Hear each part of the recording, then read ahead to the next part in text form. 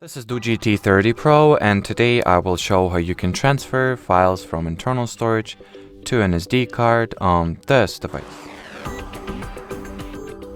To start, you will need to open whatever file manager or file explorer you use. By default, you'll have the Google Files app, so launch it if you do not have any alternatives. Then here select the Browse section, go all the way to the bottom, and among the storage devices open the internal storage.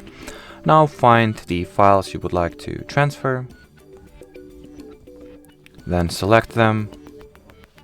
Once everything is selected, tap at this three dots over here, select either Move to or Copy to option. So, by moving files, they will be erased from the origin, thus internal storage, and by copying them, you will just copy those files from internal storage to SD card, so you'll have those files both at your SD card and internal storage respectively. I'll go with Move to option here. Then among the Move to selection, go with SD card obviously.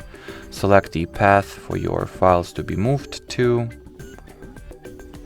Then tap at the Move Here button. Wait until this process will be executed, and that'll be it. The files were moved successfully. Let's quickly confirm it by opening the SD card, going into pictures, and here they are.